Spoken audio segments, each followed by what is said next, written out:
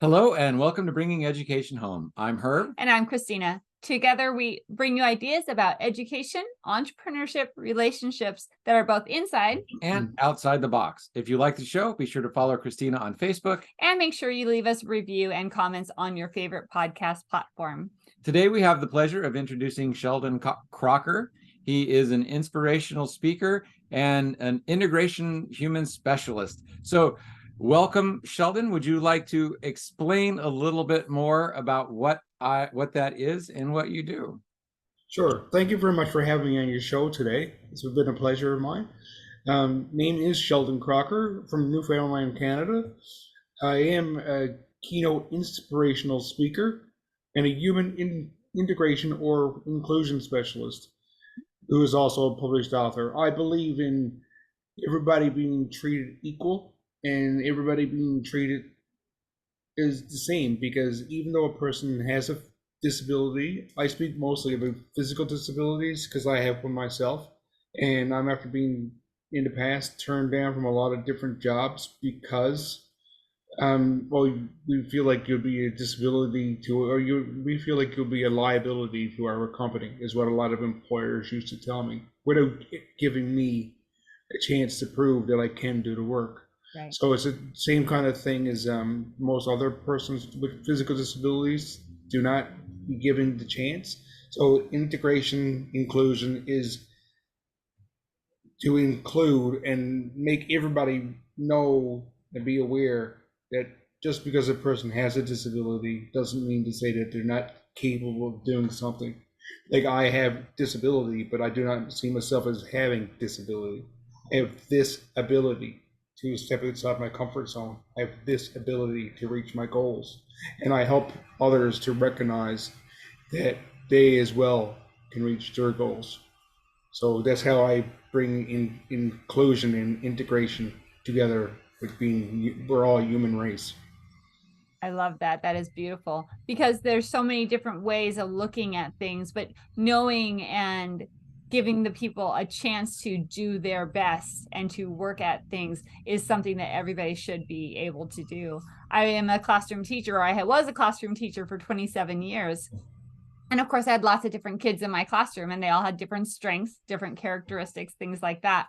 And I always expected the same from them until they showed me that they needed help with something. So because of those high expectations, children would go farther than even their parents sometimes thought they could go, right? So you give them the chance to show and shine, and then you give them the support to get to where they want to go next if they can't quite make it. So I appreciate you sharing that message with us, and something that we can all think about and use in our daily life.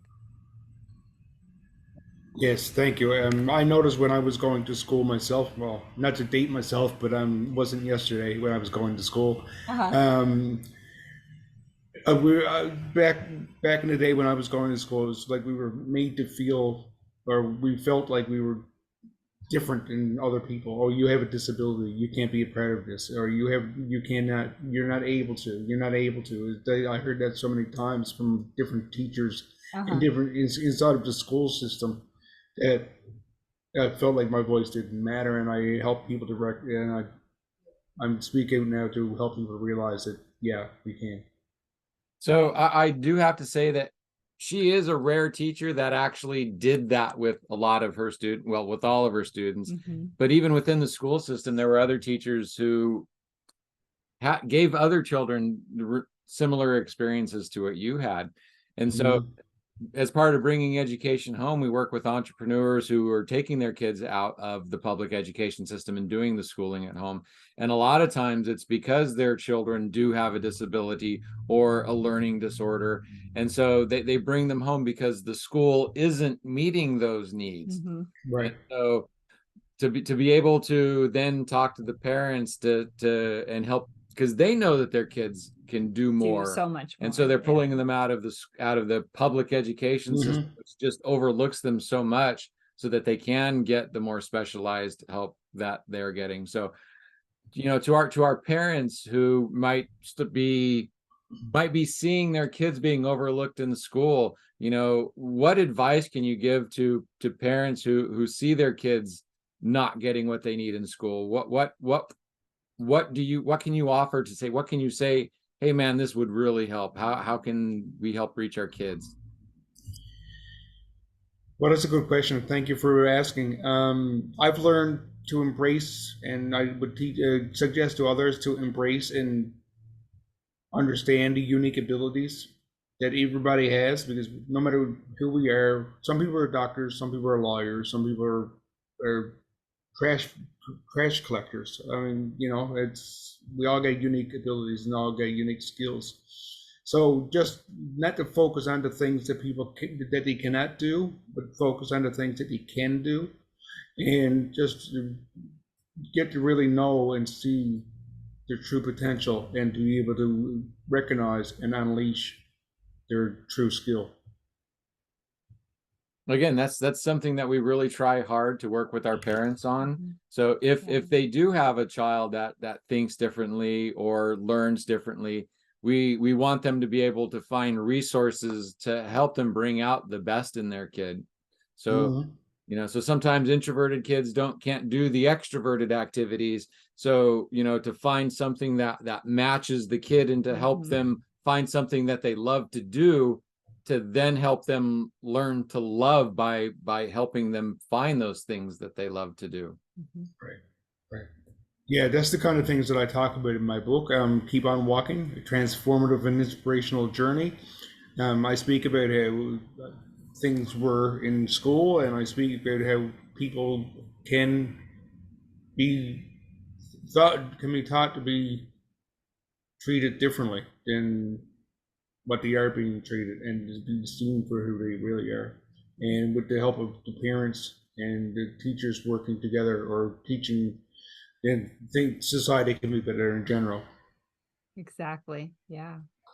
So let's see, this can get a little bit sensitive, but what is something that you really like get upset at? So people see you and then you're like, well, don't do that to me because, do you see what, I don't, yeah. Do you understand what I'm trying to say? I do.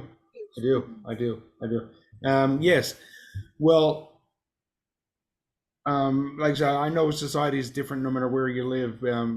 But where I'm to, and when I was growing up, like I said, it wasn't yesterday, but people thinking that just because I have a physical disability means that I also have a mental disability. I'm guessing now these days it would be called developmental disability, for example. Or people, because I'm not very tall. I'm not in a wheelchair, but I'm not very tall. So people patting me on the head like I'm just like a chia pet or something, just belittling and downgrading talk, and being talked down to. It's so degrading and so demeaning. It's without even knowing what kind of an intelligent person I really am. And so that's the kind of things that really irritate me. And to see that I believe that a person is only really so disabled as what they allow themselves to be, or what society, or what lets them believe that they are. So just seeing people being belittled and talked down to and not given the chance to prove that they can do more is really irritating. It's really, yes. Right. So if another person is going through that, what kind of advice, what kind of help do you offer them to help them make it through that, so that they don't feel less than? Right. I believe, and I tell them, or I suggest to them, and advise the people that I talk to really make a list of who you are, really, who do you know, be true to yourself. Don't let anyone dictate your life. Don't let anyone talk down to you. Know for yourself what your strengths are and what your weaknesses are, and always hold on to your dream and your passion, and always keep working towards that. So just because somebody else might feel or might say something to you or to them people, that doesn't mean to say that it's accurate. It means that they probably got an issue themselves. So I just believe that a person, and I tell people that they need to, or that they can just know for themselves that be true to be true to themselves. Yeah. I know it's probably pretty hard at times, but I bet keeping a positive, upbeat outlook the best you can, is usually probably pretty helpful. It is. It is. Well, the way I look at things is that if a person is not being positive, or if a person is being either positive or negative, it still may lead to the same results. But if you're being negative about it, it's going to make you feel a lot worse. I mean, you might not get ahead by being positive all the time, but at least you won't feel so depressed about it. If you try to always keep looking for the silver lining in the clouds. Yeah. Yeah. And I think one thing to keep in mind is those people aren't seeing who you are. They're looking at something that's not you and making judgments about it. And that's something that even people with disabilities do at times. And so to be able to identify in yourself when you do that, to then say, oh, I do that too, and they're just doing that as well, to maybe find that within yourself and resolve that within yourself, then it might not necessarily hurt you when other people don't see you and are acting out of that sense of ignorance. Right. Right. I strive to empower individuals in search of inspiration, by helping them recognize, like I say, their capabilities and encouraging them to step beyond their comfort zones. Yeah. Because it's easy enough to stay inside your comfort zone, but you're not growing as a person if you stay inside your comfort zones. Yeah. So just allowing yourself to, even step by step, one small step at a time, to go forward. And it might take a while for you to prove to people, but mostly all you need to prove to yourself that you're capable. Yeah. And not let the naysayers hold you down. So you said you're a keynote speaker. So what is your keynote speech? What is your main speech about? I have different topics that I speak about, but I mostly speak about overcoming obstacles and barriers and challenges, and I speak about to schools, and I speak to corporations as well to help them raise the morale of their workforce, of their employees, to which in turn helps raise the revenues. But I do that mostly just by sharing my own story, and relaying some messages of hope. Yeah, hope is something that everybody could use. Yes. Yeah, because right now in this day and age, there's a lot of hopelessness when we look around and at the things that are happening and the way stuff is going on, regardless of who you are. So yeah, hope is important no matter who you are. So thank you for sure. Yeah. And thank you for doing what you do as well, because I do believe that education is very important, and it's not being provided the way that it should inside of the school systems.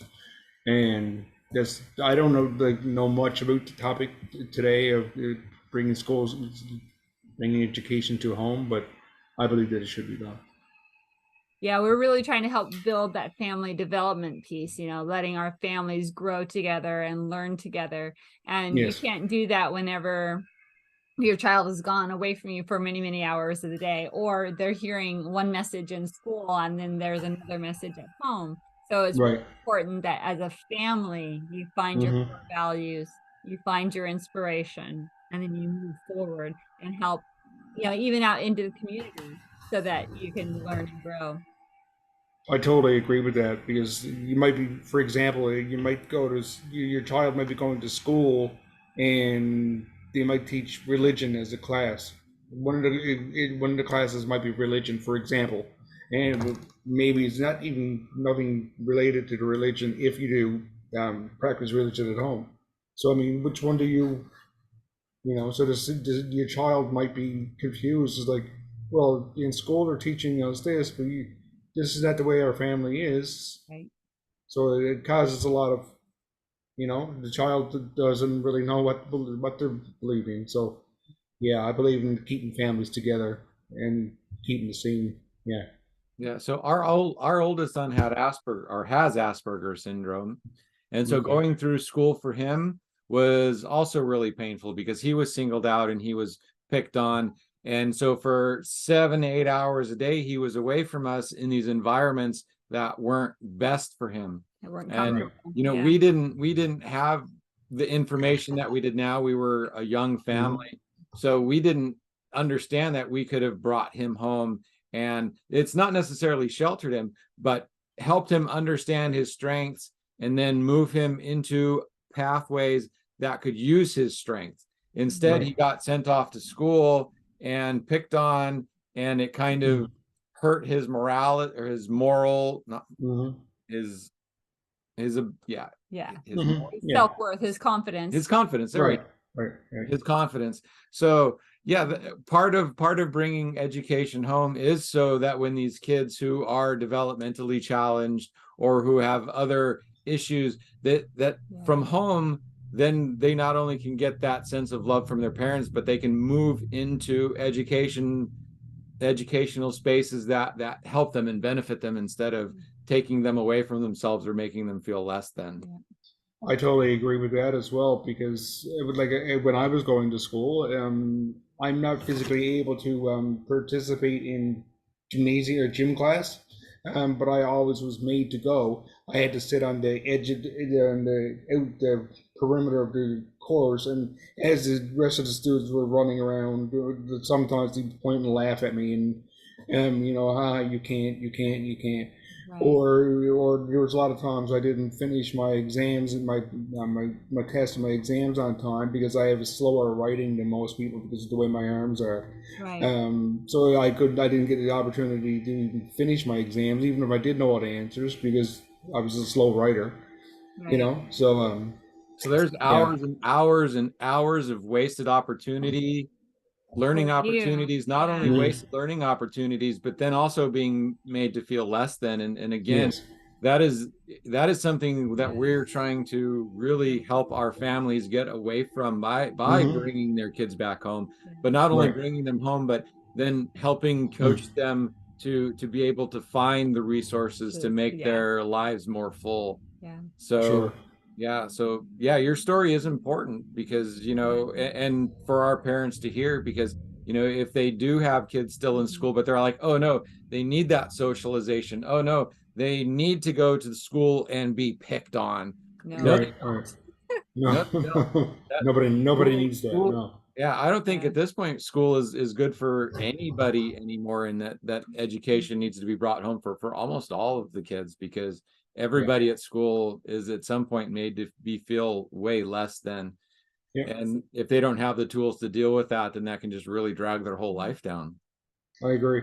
And I believe that is very valuable to be speaking to everybody. I've been on quite a few podcasts, and I've been around this around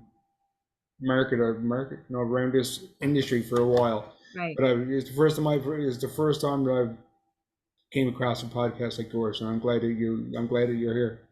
Thank you very much, Sheldon. It has been wonderful talking with you today, and we want to find out more about your inspiring story. So can you let people know how to get a hold of you so they can bring you to share your story to them? Sure. Thank you for asking me that. My website is sheldonstransformativethinking.com. And I can also be found on Facebook and Sheldon S. Crocker. And my book is available on Amazon at Keep On Walking, A Transformative and Inspirational Journey. I love it. Thank you very, very much. And we'll try to get you our email information so you can send us that, so we can put in the show notes and everything down below. Yeah, and we're running out of time because we're on the Potapalooza thing. Potapalooza. And so do you have like one last little bit of nugget that we might not have covered that you would like to tell our audience, tell our parents before we run out of time? Well, I just like to say it's been a pleasure to be here, and I appreciate what you do, and I believe that we all need to be true to ourselves and not let anyone dictate our lives, and to own who we really are and to follow our dreams. That is a beautiful message to end with. Thank you so very much for being here today. Thank you again, Sheldon. All right, audience, friends, and guests, thank you for joining us on another show of Bringing Education Home. We look forward to sharing more nuggets of inspiration and learning with you as we move on. Thank you, everybody, and have a great afternoon.